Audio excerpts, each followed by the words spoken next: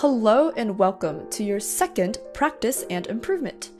And now we're going to continue doing this week of work in black and white so that we can build on top of what we learned last week. And similar to last week, we're going to do a bit of a quiz as well.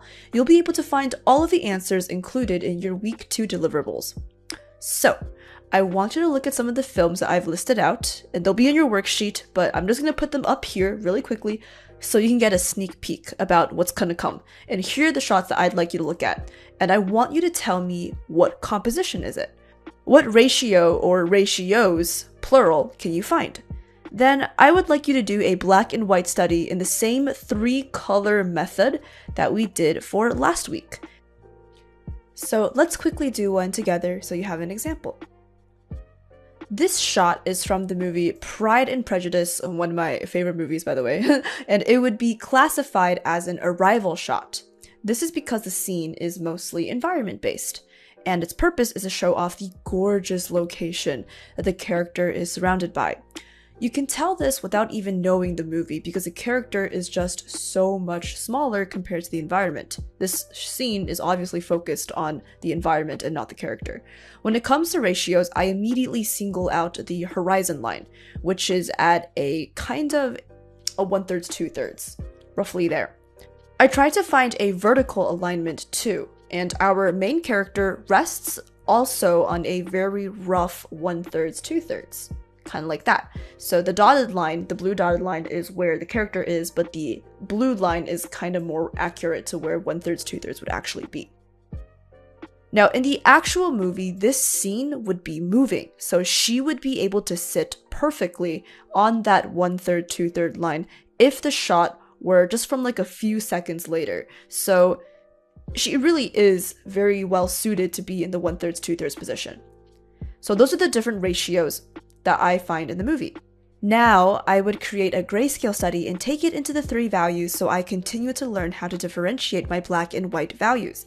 And as a bonus, this isn't required, but at least you should think about it. If I had to choose between local value and shadow value, this piece would be mainly based on shadow values. So, chiaroscuro. Ta-da! Again, optional, but it would make me very happy if you did it. Just saying, you know? Alright, so those are the 5 film studies. That would be item number 1, which is these stuff.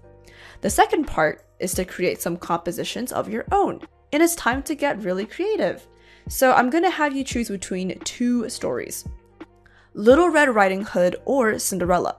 If you don't know either of these 2 stories, they're very famous, and so they're very easy to Google, and they're great classic stories, and you'll enjoy them and finish it in 10 minutes or less.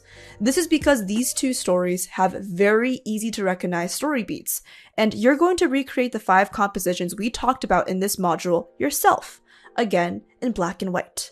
For example, now let me just quickly whip up a few that, story beats, which are going to be very rushed.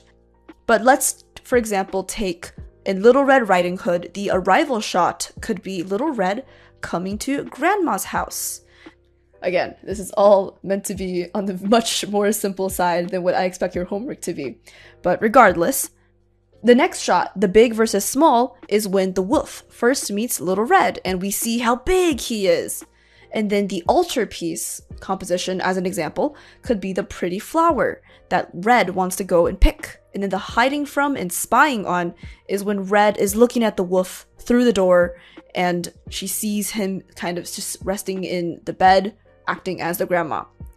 And then finally, the close-up is Red's horrified face before she gets eaten by the wolf. This is just an example of what these 5 different compositions could be within a single story. There's all kinds of different story beats that you can choose from. This is not the one way to do it. The story is super simple, but that allows for so much more creativity. So I really want you to go into it and kind of figure out your own compositions and do it into a much better version than this. When you draw these, think about where you want your ratio lines to be. And because this exercise is mainly based on composition, I do want you to incorporate some line art as well so that we can actually tell what is happening in your scenes. And use only 3 values of black and white to back yourself up. So I expect a polish more similar to a level of your typical black and white studies. And if you feel ambitious, you can make your pieces much more finished and polished. These compositions should be understandable above all else and feel like something that you could actually turn into an art director. Try to make some really crazy compositions. I want you to really try and evoke a feeling when you do these. Like, go for some crazy angles, place your camera super high or place it super low. Pretend you're in the scene and you are the camera and you want your audience to feel something. Regardless though, I cannot wait to see what you guys come up with. After that, you'll be equipped to tackle the next piece of our painting puzzle. See you then!